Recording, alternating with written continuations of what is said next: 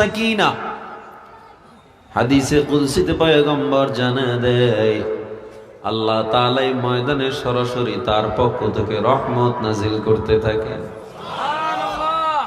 আল্লামা ইমাম কুরতুবী রাহমাতুল্লাহ আলাইহি বলেন এই ময়দানের এত দাম, মানুষ যখন তাকায় দেখবে লোহা মরিচিকা, একটা লোহা ধারালো ছুরি যখন এক জায়গায় পড়ে থাকে, জং ধরে যায়, মরিচিকা পড়ে যায়, 10 বছর 12 বছর 15 বছর পর্যন্ত লোহাটায় কেউ হাত দেয় না, ধার নাই।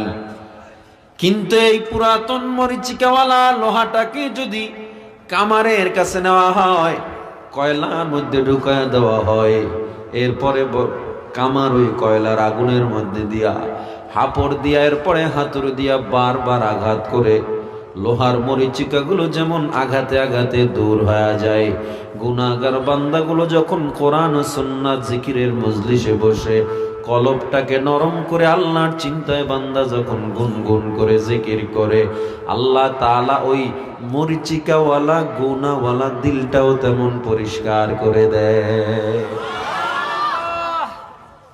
তাহলে এই মাহফিলের দাম আছে না নাই?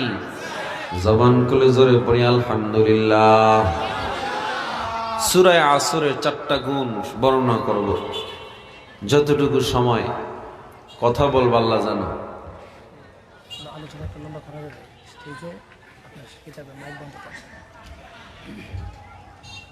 সূরা আসরের উপর আলোচনা করব, 4টা গুণ আল্লাহ তাআলা মুমিনের সফলতার জন্য বর্ণনা করেছে।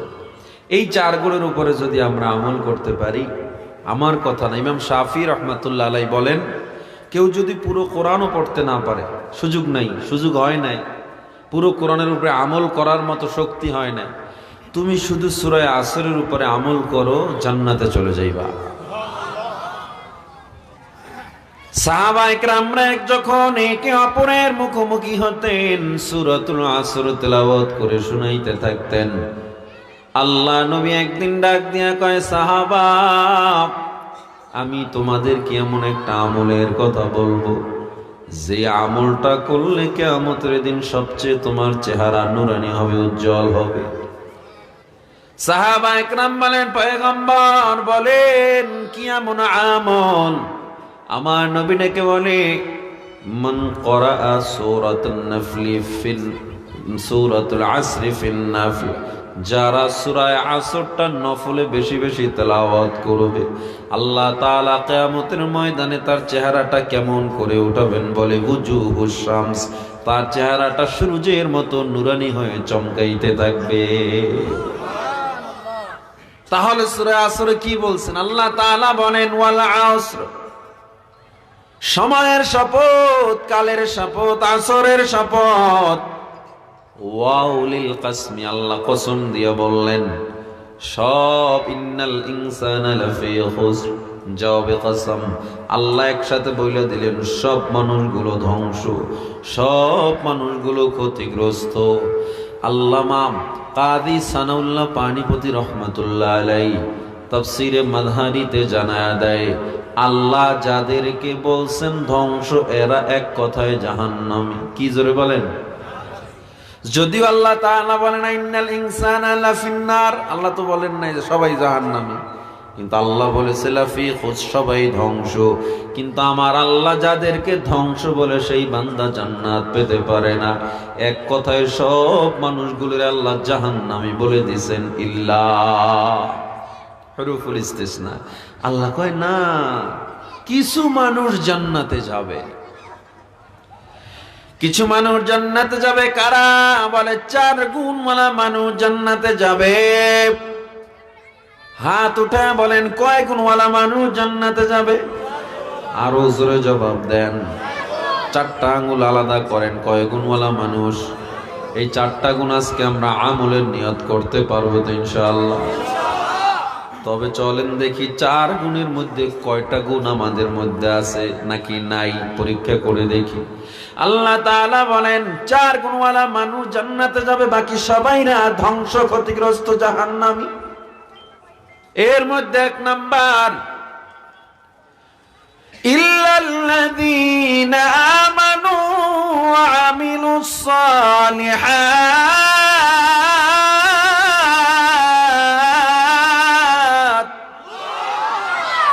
চার গুণওয়ালা মানুষ জান্নাতে যাবে।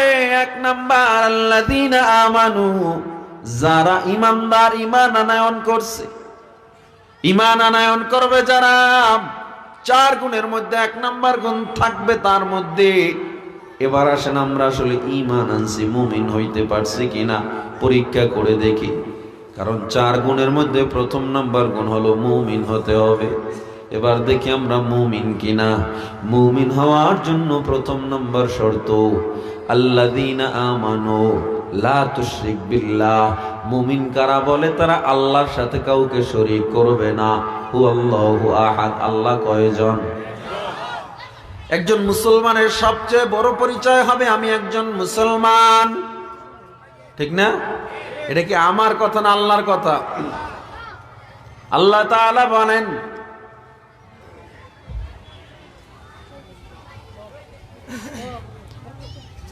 তোমরা নিজেকে দাবি করো, ওয়ামান আহসানু কওলাম মিম্মান দাআ ইলাল্লাহ ওয়া আমিলা সালিহান ওয়া ক্বালা ইন্নানি মিনাল মুসলিমিন।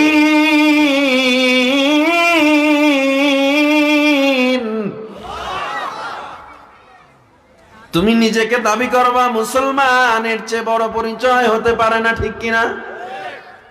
নাকি আমি বাঙালি? বাঙালি পরিচয়ের আগে আমি একজন মুসলমান। আল্লাহ তাআলা আমারে জাতি হিসাবে, বাঙালি জাতি হিসাবে আমারে আল্লাহ মুসলিম বানাইছেন। কোন দেশে পাঠাইছে? বাংলাদেশে। সেই সুযোগে আমি বাঙালি। আমি যদি পাকিস্তানে জন্মগ্রহণ করতাম আমি পাকিস্তানি, আমি যদি সৌদিতে জন্মগ্রহণ করতাম আমি সৌদি, আমি যদি আমেরিকায় জন্মগ্রহণ করতাম আমি হইতাম তখন আমেরিকান, আমি যদি ইউরোপে জন্মগ্রহণ করতাম আমি হইতাম ইউরোপিয়ান, ঠিক কিনা জোরে বলেন? তাইলে এটা হলো জন্মভিত্তিক কথা। মূলত আমাদের সবার প্রথম পরিচয় কি? আমরা মুসলমান। চার গুণের মধ্যে এক নম্বর গুণ যারা মুমিন বলে। মুমিন কারা? আল্লাহরে মানে, যারা আল্লাহকে এক অদ্বিতীয় মানে তারা। দ্বিতীয় নম্বরে ওয়া রুসুলিহি, আল্লাহর উপর ঈমান আনলাম, নবীর উপরেও ঈমান আনতে হবে। নবীজি সাল্লাল্লাহু আলাইহি ওয়াসাল্লামের উপর ঈমান কেমনে আনবো? আল্লাহ তাআলার নবী আল্লাহর বান্দা এবং রাসূল, এই কথা বিশ্বাস করি কি করি না? কথা বলেন। মুমিন চার গুণের এক নম্বর গুণ মুমিন হওয়া। মুমিন হইতে হইলে এই গুণগুলো লাগবে। দেখি আমাদের মধ্যে গুণগুলো আছে কিনা। প্রথমে কাকে মানতে হবে? এরপর নবীরে মানলাম, নবী আল্লাহর বান্দা এবং রাসূল। এবং নবীজি বলেছেন আনা খাতামুন নাবিয়্যিন লা নাবিয়্যা বা'দি, আমি শেষ নবী, আমার পরে আর কোন নবী। তাহলে নবীর পরে কেউ যদি নবী দাবি করে মুসলমান না কাফের? কাদিয়ানি মুসলমান না কাফের? কাদিয়ানীদেরকে যারা কাফের মনে করবে না তারাও কাফের। ঠিক? আপনারা আস্তে কইলেও ঠিক, জোরে কইলেও ঠিক। জোরে কোন ঠিক না বেঠি? কাদিয়ানি মুসলমান না কাফের? বিগত কত সরকার আইলো আর গেল, খতমে নবুয়তের কম আন্দোলন আমরা করি নাই। বারবার আবদার করেছি কাদিয়ানীদেরকে আমরা রাষ্ট্রীয়ভাবে কাফের ঘোষণা চাই। আমাদের মনের কথা কোন সরকার শুনে নাই, ঠিক কিনা জোরে কর। আর স্বাধীন বাংলা জুলাই আগস্টের গণ অভ্যুত্থানের পর আমরা এক স্বাধীন দেশ পাইলাম। এই স্বাধীন দেশে বসে আমরা একটা আবদার করতে চাই। এই বর্তমান ইউনুস গভর্নমেন্টের কাছে আমরা আবদার করতে চাই, আমরা মুসলমান যে যেই মাসলাকের হই না কেন, যে যেই দলের হই না কেন, আমার নবীর বেলায় আমাদের কোনো দলাদলি নাই, আল্লাহর বেলায় কোনো দলাদলি নাই, ঠিক কিনা? সুতরাং আমার কলিজার টুকরা মুহাম্মদ সাল্লাল্লাহু আলাইহি ওয়াসাল্লাম, তিনি শেষ নবী। এই খতমে নবুয়তের উপরে কাদিয়ানীরা আক্রমণ করে আমাদের কলিজা আঘাত দিয়েছে। আমরা রাষ্ট্রীয়ভাবে তাকে কাফের ঘোষণা দেখতে চাই, ঠিক কিনা জোরে বল। বিশ্ব নবীর শত্রুরা, আল কোরআনের শত্রুরা, কাফের কাফের, কাদিয়ানীরা কাফের,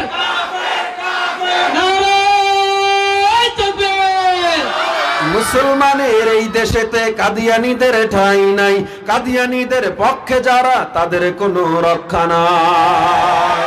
এই দেশেতে থাকতে হলে কোরআন মানতে হবে, কোরআন না মানলে সোনার বাংলা ছাড়তে হবে। জোর কদমে সামনে চলো, বজ্র কণ্ঠে আওয়াজ তোলো, সবাই মিলে একই তালে দাও না স্লোগান, নারায়ে তাকবীর, নারায়ে তাকবীর। দিন ইসলাম, দিন ইসলাম, জিন্দাবাদ জিন্দাবাদ। কাফের কাফের, কাফের কাফের, কাদিয়ানি কাফের। আমরা মুসলমান, আমাদের যত দলাদলি থাক না কেন, এই বাংলায় কিন্তু নবীকে নিয়ে, আল্লাহরে নিয়ে আমাদের কোনো মতনৈক্য নাই। এক এক দলের নবী মনে হয় একজন, এক এক দলের কোরআন মনে হয় এক একটা, এক এক দলের আল্লাহ মনে হয় এক একজন। যে যত ইখতিলাফ করি না কেন, আমাদের পথ মত একটা, আমরা জান্নাতে যাব। আমার নবীর ব্যাপারে কোনো ছাড় নাই। আল্লাহর নবী নিজেই জানায়া দেন, লা ইউমিনু আহাদুকুম হাত্তা আকুনা আহাব্বা ইলাইহি মিন ওয়ালিদিহি ওয়া ওয়ালাদিহি ওয়ান নাসি আজমাইন। তুমি মুমিন হতে পারবে না যতক্ষণ না পর্যন্ত তোমার মা বাবা, তোমার সন্তান এবং সমগ্র মানুষের মধ্যে আমি নবীকে বেশি ভালো না বাসবা। তাইলে আমরা পাইলাম, মা বাবার দাম বেশি নাকি আমার নবীর দাম বেশি? আমার মা বাবার দাম বেশি নাকি আমার নবীর দাম বেশি? দলের দাম বেশি নাকি নবীজির দাম বেশি? তাইলে আজকে মাকে গালি দিলে তোমার মনটা খারাপ হয়ে যায়, তোমার বাবাকে গালি দিলে তোমার অন্তরে লেগে যায়। আর আমার নবীরে গালি দিলে যদি তোমার গায়ে না লাগে, আমার নবী বলেন তুমি মুমিন হতে পারো না। বিশ্ব নবীর অপমানে যদি না কাঁদে তোমার মন, মুসলিম নয় মুনাফিক, তুমি নবীজির দুশমন। নবীর জন্য জীবন দিবে কে আছো নওজোয়ান, তাকবীর ছেড়ে সিংহ শাবক হও তুমি আগুয়ান। তোমার বুকে ইমানের বল, জবানে আল কোরআন, ভয়ে কাঁপে কাপুরুষ সব আর নরধম শয়তান। জীবনের চেয়ে বুকে আছে বেশি নবীজির সম্মান, কেমনে তুমি থাকবে বসে হলে তার অপমান। তুমি সাচ্চা মুসলমান, ইমান তোমার ধান, নবীর জন্য জীবন দিবে কে আছো নওজোয়ান। নারায়ে তাকবীর, নারায়ে তাকবীর। এজন্য আমার নবীর বেলায় কোনো মতানৈক্য নাই। আমরা যেহেতু মুমিন হব, নবীর ভালোবাসা সর্বাগ্রে থাকার প্রয়োজন আছে না নাই? এক নম্বরে আল্লাহর উপর ঈমান আনলাম, দ্বিতীয় নম্বরে নবীজির উপর ঈমান আনলাম, তৃতীয় নম্বরে ওয়াল ইয়াউমিল আখির, কিয়ামতের দিনের উপরে বিশ্বাস স্থাপন করতে হবে। হাজরানে মজলিস, আমাকে জবাব দেন, আপনারা কিয়ামতের দিনকে বিশ্বাস করেন কি করেন না? ওয়াল কদরি, তাকদীরকে বিশ্বাস করতে হবে। ভাগ্য, খাইরিহি ভালো আর শাররিহি মন্দ, মিনাল্লাহি তাআলা, আমার ভাগ্যের ভালো মন্দ সব হয় কার পক্ষ থেকে? এটা আপনারা বিশ্বাস করেন? ওয়াল বাসি, পুনরুত্থান, বাদাল মাউত, মরণের পরে আল্লাহ আবার উঠাবে আমাদেরকে, বিশ্বাস করেন? তাহলে 4 গুণের মধ্যে 1 নাম্বার গুণ যে মুমিন হওয়া, আমরা সেই 1 নাম্বার গুণ আমাদের মধ্যে আছে। সবাই পড়ি আলহামদুলিল্লাহ। কিন্তু জান্নাতে যাইতে হলে কয়টা গুণ লাগবে? মোট 4টা গুণের মধ্যে আমাদের মধ্যে আছে কয়টা? আরো লাগবে কয়টা? দ্বিতীয় নাম্বারে ওয়া আমিলুস সালিহাত, দ্বিতীয় নাম্বারে হলো আমলে সালেহ, নেক আমল। ঈমান আছে আমল নাই, ও বন্ধু তোমার দাম আল্লাহর দরবারে নাই। তাই ঈমান মানে বিশ্বাস, আল্লাহর উপরে, নবীজির উপরে, পরকাল সব বিশ্বাস করি, কিন্তু আমল নাই, কোনো লাভ। রাইসুল মুফাসসিরিন আল্লামা ইবনে আব্বাস রাদিয়াল্লাহু তাআলা আনহু তাফসীর ইবনে কাসিরে বর্ণনা করা হয়,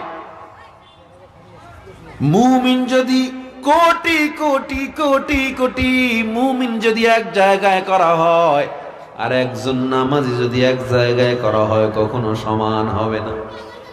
কারণ সে শুধু আল্লাহরে মানে, নবীরে মানে, আর এই নামাজি আল্লাহরে নবীরে মানার পাশাপাশি প্র্যাকটিক্যালিও করে। ঠিক না? আমি একজন বক্তা, আমি একজন খতিব, আমি একজন আল্লামা, আমি একজন মুহাদ্দিস, আমি বুখারী পড়াই, তিরমিজি, আমি ইবনে মাজাহ, আবু দাউদ পড়াই, সিয়াসিত্তার সব কিতাব আমি পড়াই না কেন, আমি জামানার বড় আলামাতুদ দাহার হয়ে গেলাম, অনেক বড় আলেম হয়ে গেলাম, আমি বড় ইমামুল আজম হয়ে গেলাম, কিন্তু আমি নামাজ যদি না পড়ি, আমার চেয়ে একজন রিকশাওয়ালা নামাজের দাম আল্লাহর দরবারে অনেক বেশি। এই আলেম হওয়ার মধ্যে কোনো লাভ নাই যে আলেম আমল করে না।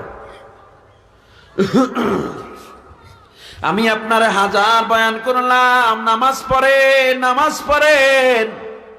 আমি আপনারে বয়ান করলাম, আমি নিজে নামাজ পড়লাম না, আর একজন গরিব, একজন রিকশাওয়ালা আলেমের সান্নিধ্যে গিয়ে, ইমামের সান্নিধ্যে গিয়া নিজের জীবনটারে সুন্দর বানাইয়া, বান্দা যদিও বুখারী পড়ায় না, আবু দাউদ পড়ায় না, যদিও বান্দা বড় বক্তা না, আলেম না, বড় পীর না, শাইখুল হাদিস না, কিন্তু তাদের থেকে শুনে শুনে আমল করে, হারাম খায় না, আমার আল্লাহর দরবারে আমার মতো বেআমলওয়ালা কোটি সহস্র কোটি আলেমের চেয়ে একজন মূর্খ আমলওয়ালা রিকশাওয়ালার দাম আল্লাহর দরবারে বেশি। আমলের মধ্যে সর্বোত্তম আমলের নাম হলো নামাজ। নামাজ মুসলমান পড়ে না, অথচ জান্নাতি দাবি করে। আল্লাহ বলছে 4 গুণের মধ্যে দ্বিতীয় নাম্বার গুণ আমল। এখানে অনেক মানুষ আছে আজকে ফজরের নামাজই পড়ে না, আছে না নাই? যারা আছে অনেকে এমন লোক আছে আজকে মাগরিবটাও পড়ে না, আছে না নাই? মান তারাকাস সালাতা মুতাআম্মিদান ফাকাদ কাফার। কেউ যদি এক ওয়াক্ত নামাজ ইচ্ছা করে ছেড়ে দেয়, সে সাথে সাথে আল্লাহর সাথে কুফরি করলো। আপনারা তো বুঝেন না, টেনশন করেন না, ইচ্ছা করে নামাজ ছাইরা দেন, একটা বার চিন্তাও করেন না যে আমি ইচ্ছা করে ছাড়ছি, আমার ঈমান আছে তো, এই টেনশনই করে না।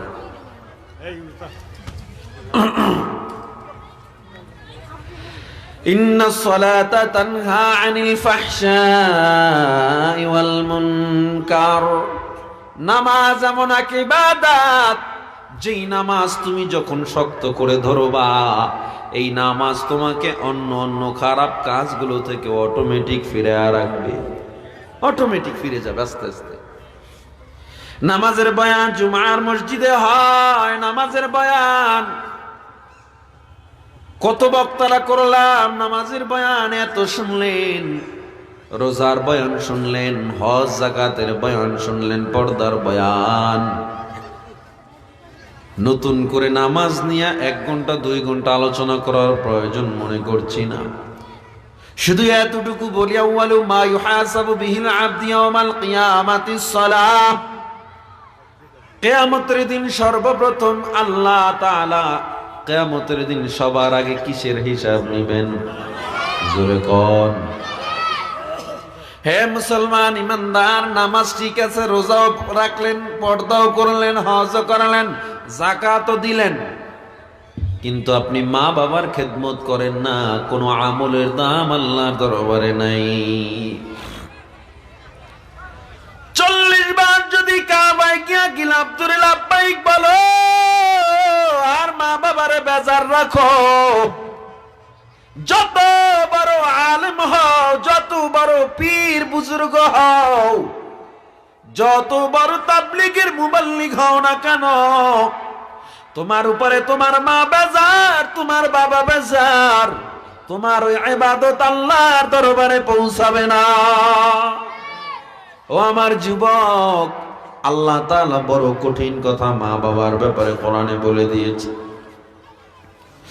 وَقَضَى رَبُّكَ أَلَّا تَعْبُدُوا إِلَّا إِيَّاهُ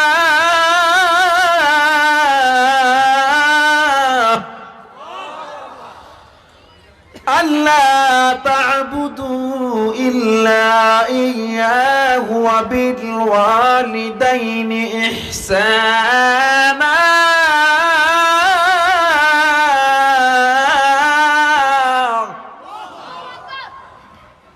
إما يبلغن عندك الكبر أحدهما أو كلاهما فلا تقل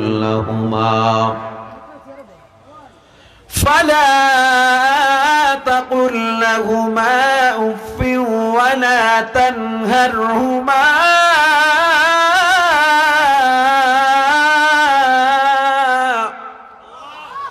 وقل لهما قولا كريما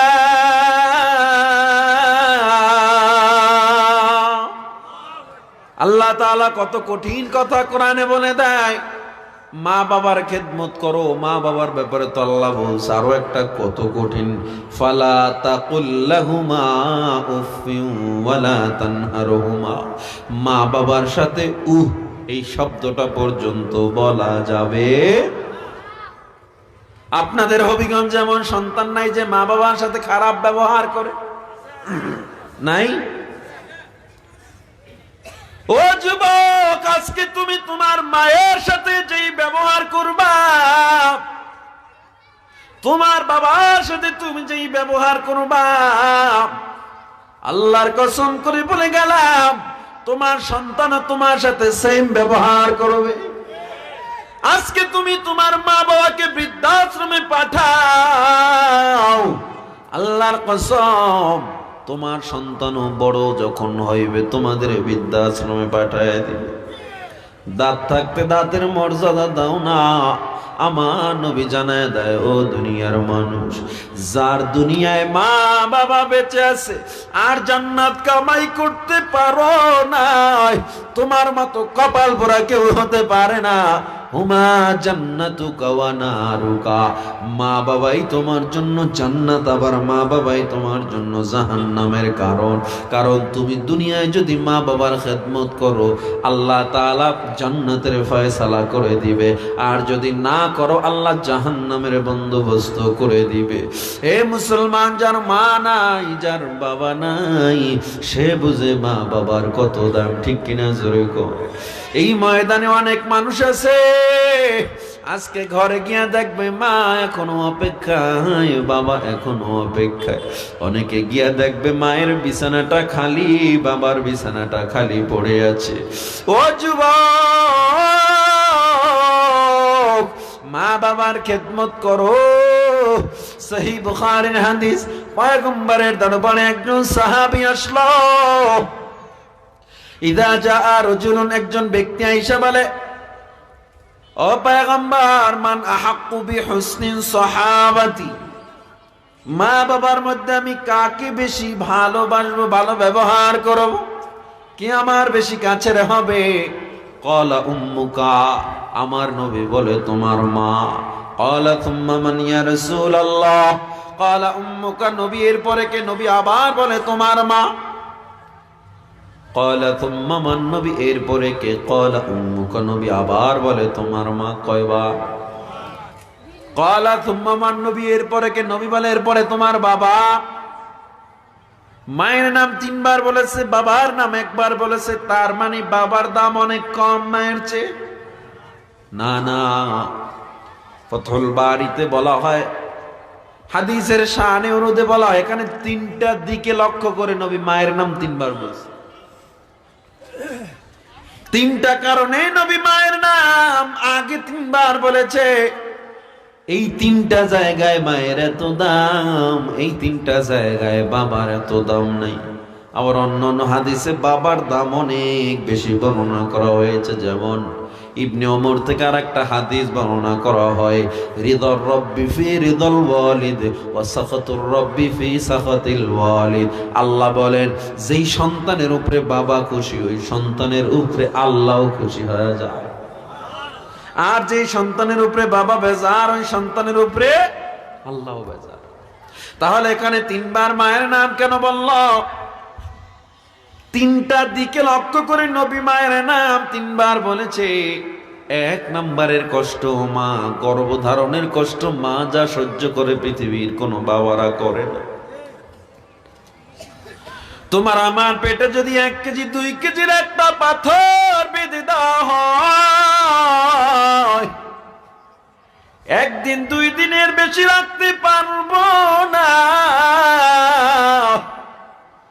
আর তোমার আমার মা 10 মাস পর্যন্ত তোমার আমার গর্ভ ধারণ করে কত কষ্ট করলো। ওই গভীর রাত্রে মা ডান কাত হয়ে ঘুমাইতে চায়, পারে না, পেটের যন্ত্রণা। বাম কাত হয়ে শোয়, মা পারে না, পেটের যন্ত্রণা। ঘরের কেউ জানে না মা ঘরের মাথায় যায়, ও মাথায় যায় পেটের যন্ত্রণা। নবী এই দিকে লক্ষ্য করে মায়ের নাম প্রথমে বলেছে, দ্বিতীয়বার আবার কেন মায়ের নাম বলল? লেবার পেইন বা জন্মের সময়ের কষ্ট।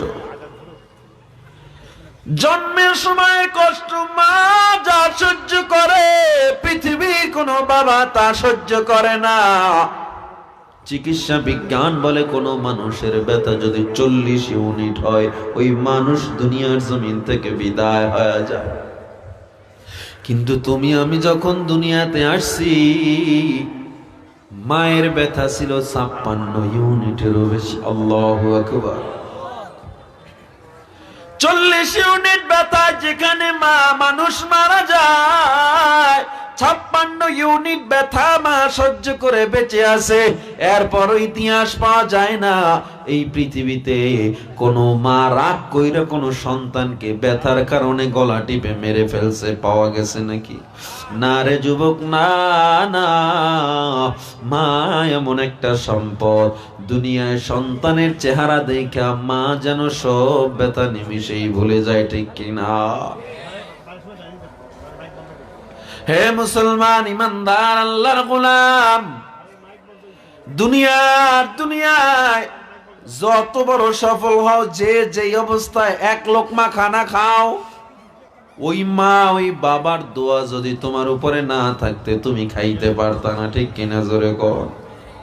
খিদমতে মা দর পে দর কুন সুবহ শাম, তাকে বাসি দর্দ আলম নে কোনাম। খিদমতে মা দর পে দর কুন ইখতিয়ার, তাকে শবি দর্দ আলম বখতিয়ার।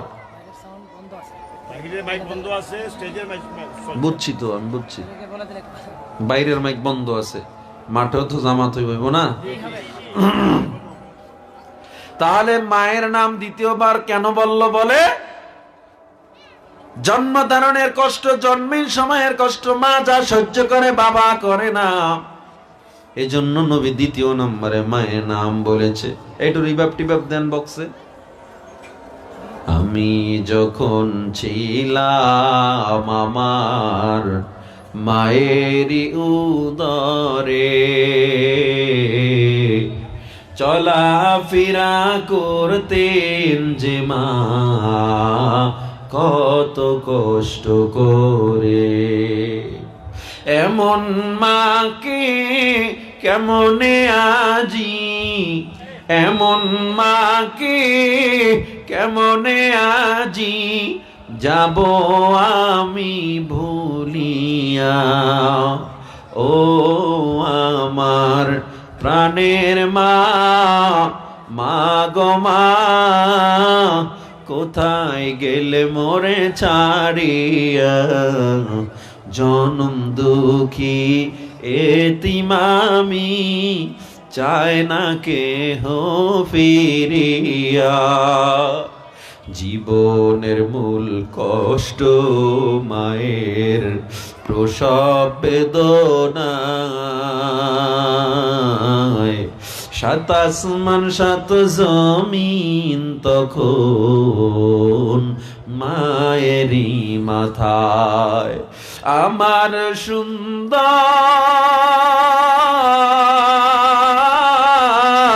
মুখ দেখে মায়ের, আমার সুন্দর মুখ দেখে মায়ের, ব্যথা যায় সব হাসায়া।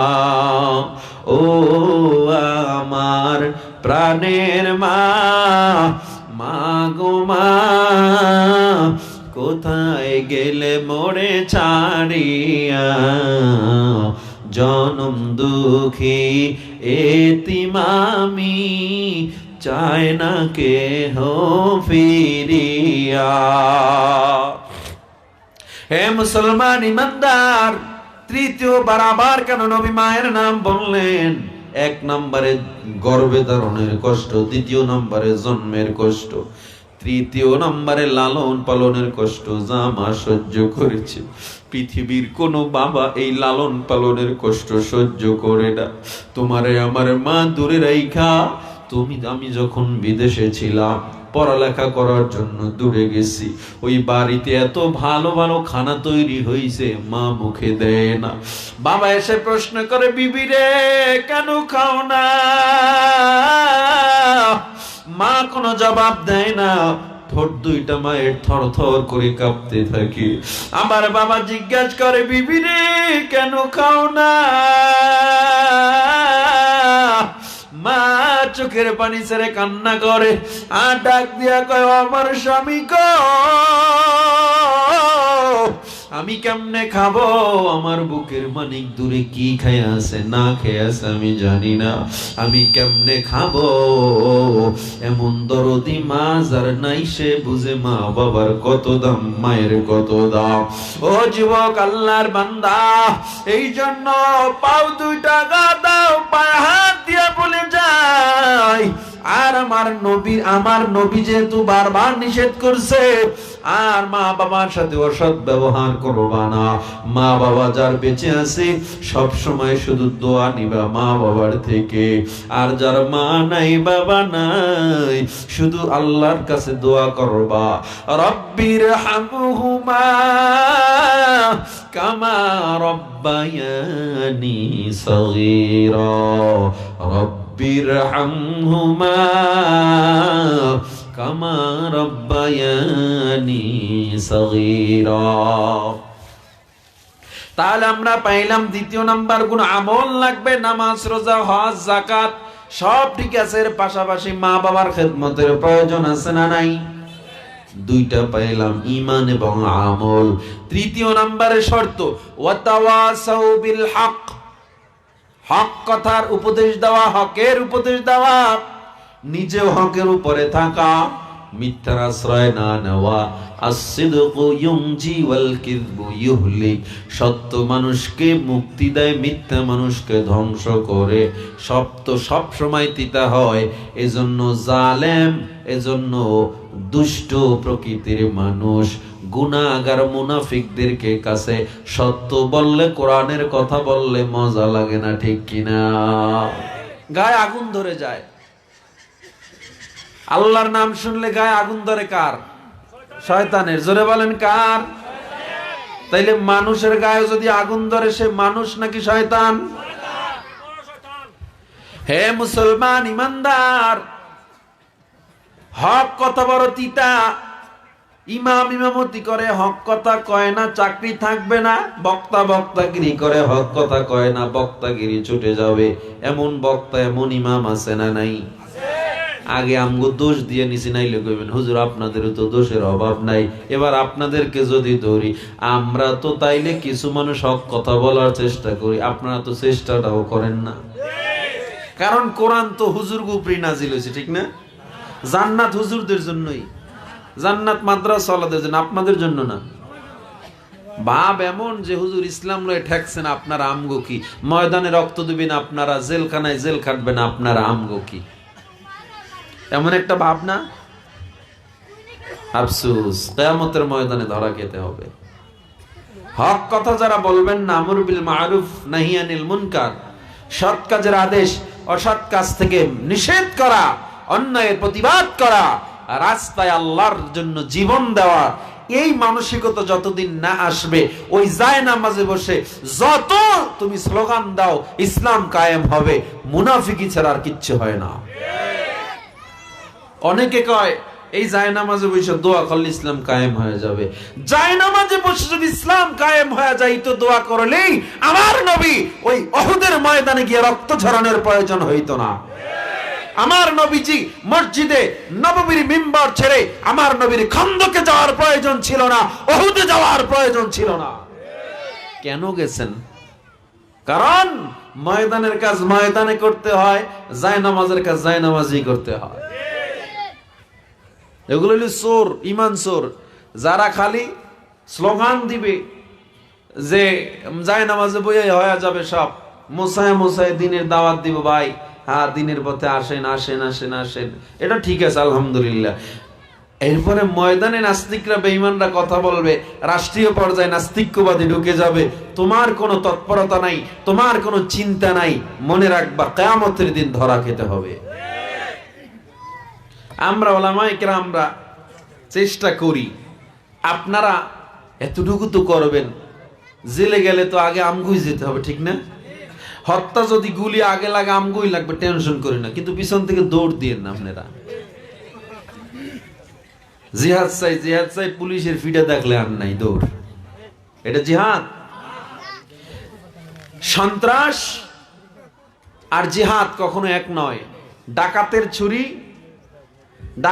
ছুরি আর ডাক্তারের ছুরি এক না।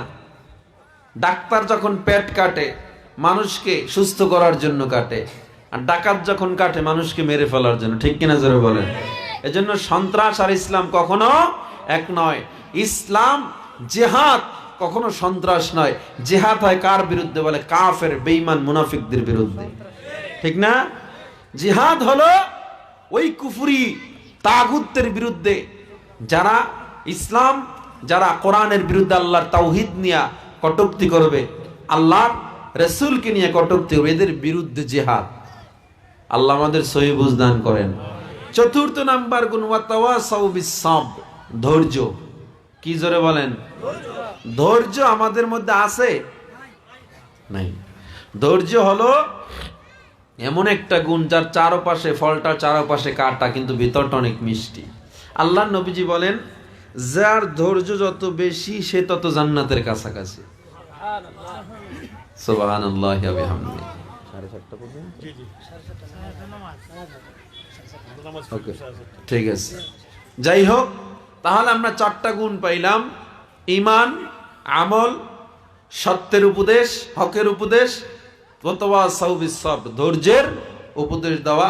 ইমাম মালিক রাহমাতুল্লাহ আলাইহি বলেন, ধৈর্যের উপদেশ কে দিবে? যে ধৈর্য আগে ধরবে। সুতরাং প্রত্যেকে উপদেশ দেওয়ার আগে নিজের মধ্যে গুণ থাকা লাগবে। এই চারটা গুণ আমরা মানবো। কে কে রাজি আছি? আল্লাহকে হাতটা দেয়। নারায়ে তাকবীর। আল্লাহ কবুল করেন। আমিন সুম্মা আমিন। ওয়া আখির দাওয়ানা আনিল হামদুলিল্লাহি রাব্বিল আলামিন। আলহামদুলিল্লাহ সুম্মা আলহামদুলিল্লাহ। সম্মানিত উপস্থিতি, আমরা এতক্ষণ যাবত